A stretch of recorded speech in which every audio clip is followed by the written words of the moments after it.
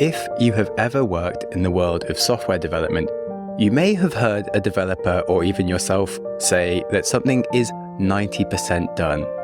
And at this point, an alarm bell might ring as you realize that there is another 90% left to still do before anything is complete. And it's an annoying and frustrating mental headache to accept that the much bigger hill only comes into clarity after you finish the first smaller hill that you could only see at the start.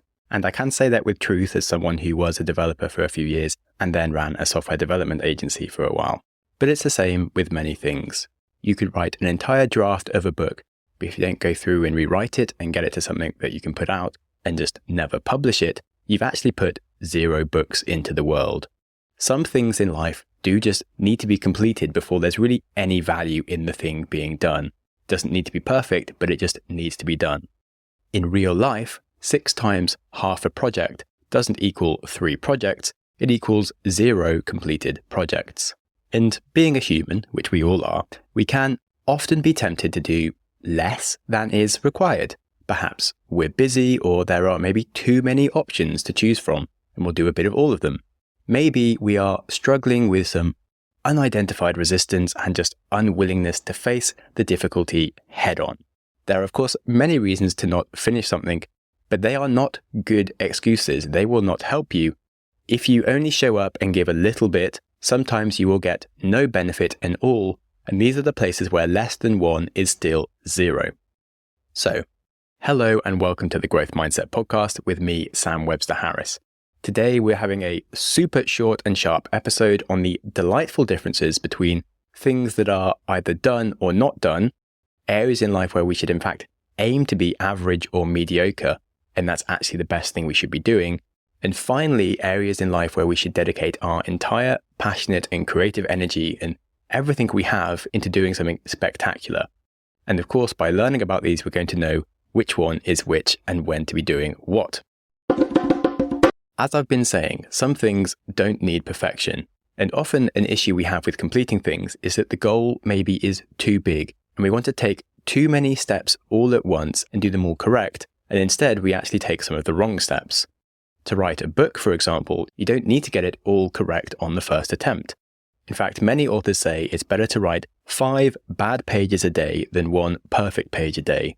Just get your head down and write something until you have that first draft done, and then put it away and let it sit for a while, then come back to it having had a break and start trying to turn all of those bad pages into something slightly better each day for another few months, and so on, and just don't give up. Another issue here is our personalization and our worries about what people will think about us. And this isn't just book writing, this is anything in life, even something as simple as having a meeting with a friend. We can really fret about coming across our best and being on good performance to leave a good impression, especially if it's someone we respect. And I've noticed people can reject a lot of their potential social interactions based purely on their state of readiness. Now, of course, if you're going to be moody or bring someone down whilst you hang out with them, or if you're just really not up for something, of course, it makes sense to avoid social interactions during those time periods. But a lot of the time, that's not the problem.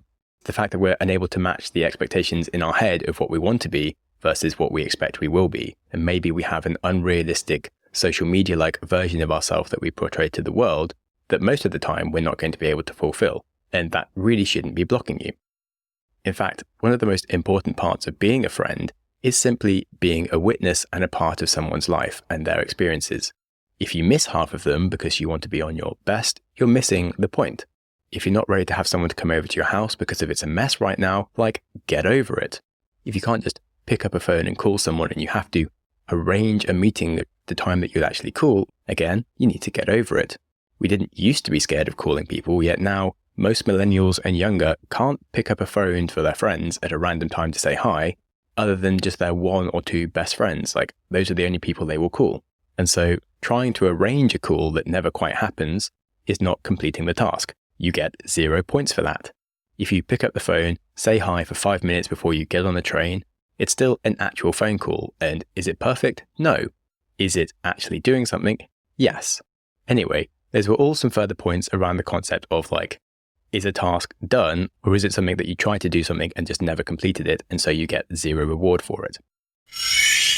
Now let's move on to the concept of average and mediocre and when it can be a good goal. Our ego has a desire to be better than others. If you ask people 100 years ago how happy they would be if they could travel in safety at 100 kilometers an hour to go to see friends or to go to work, if they could travel in safety at 500 kilometers an hour to get to the other side of the world in a day, they would be amazed. If you told them that they could work from home just passing some ideas around on a digital screen, and even if they earned minimum wage, that would be enough for them to buy fresh food coming to them from different parts of the world in any season, that they would have healthcare available that could cure cancers, they wouldn't have half their children wiped out from just general diseases. Well, they would find it hard to imagine them having any problems or difficulties. Now that all humans living in the first world have those basics available to them, suddenly we all feel quite unimpressed with what we have at a basic level because we can see loads of people around us with better than just that. We forget that as an individual human alive today, we have an easier and enviable life compared to any human in history. Even the richest human from 100 years ago, you would not want to swap their life with because you could die going to the dentist. There would be lead in your water, cocaine in your Coke, which might be a good thing for you, I don't know. And people thought radiation might be healthy. Anyway, back to the point. The problem is that if we feel average, there is a big association with the concept of it being mediocre, and an even bigger problem that the concept of mediocre is bad. Things can be average, and the only reason we want it to be better is actually our ego and the way we perceive ourselves in the world compared to others. We often don't need all the extras. Often it is the extra trying and seeking that makes you unhappy even. It leaves you as an individual optimized for seeking and yet completely inept at finding. There are many people who spend their whole life chasing something bigger and better that they don't know how to actually just be. Their mental models aren't equipped for the concept of success.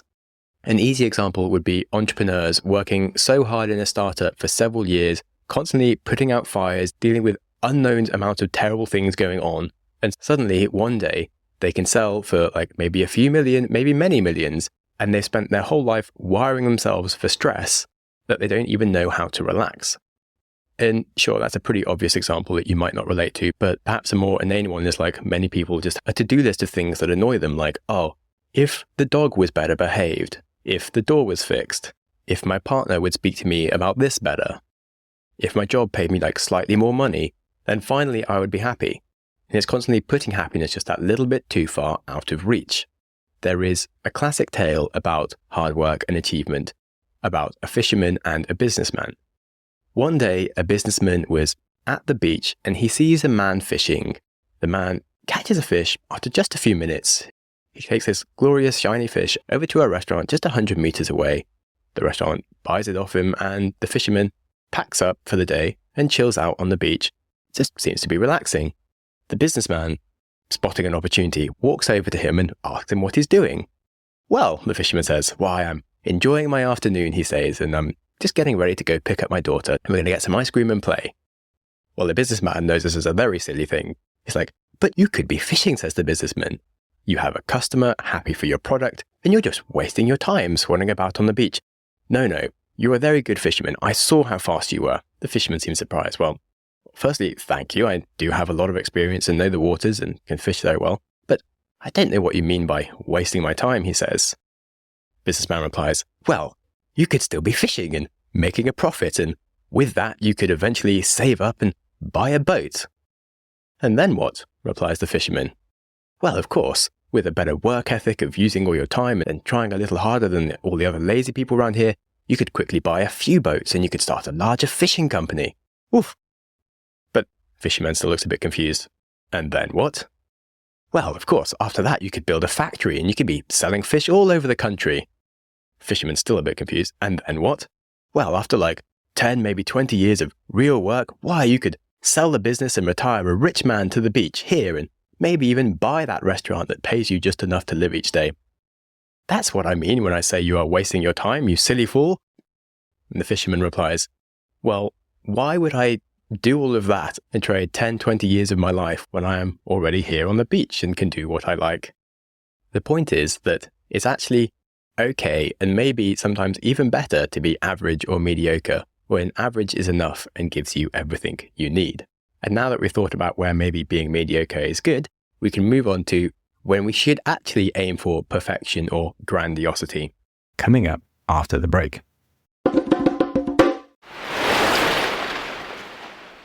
Seth Godin has a brilliant little quote.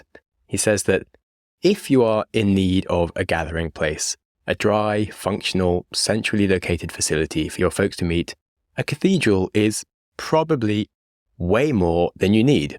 It's far more expensive to build and maintain, and it's not exactly optimal in just delivering a little meeting place, is it?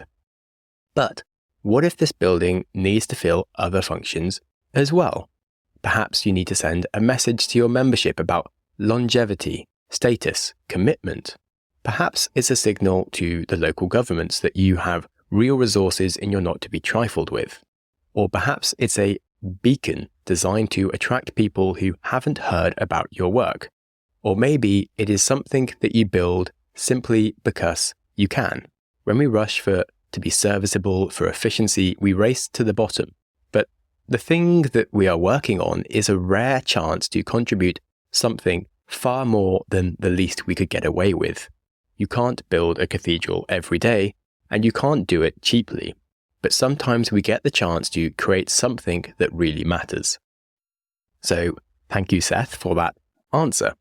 Occasionally in life, there is a chance where we should make a stand. We should pour our energy headlong into something bigger than ourselves.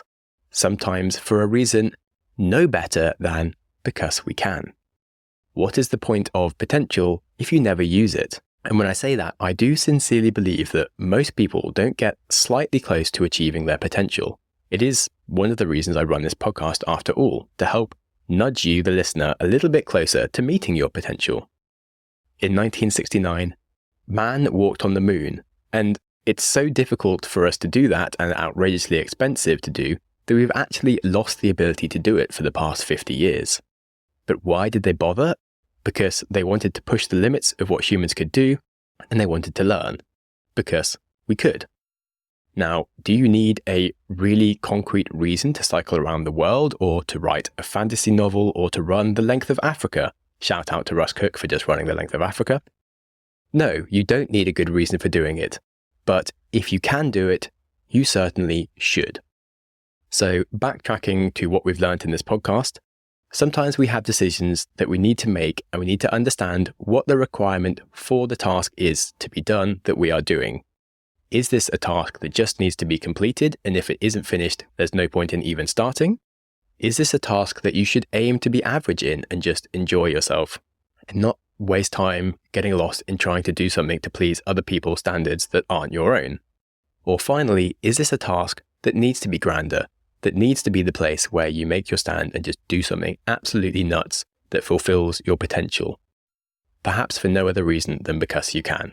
And I really hope this episode helps you get some things done that just need to be done, helps you stop doing a bunch of things that don't need to be done, where you can aim to be average and just happier, and to do something slightly outrageous and amazing because at some point in your life, it's worth doing something a bit nuts.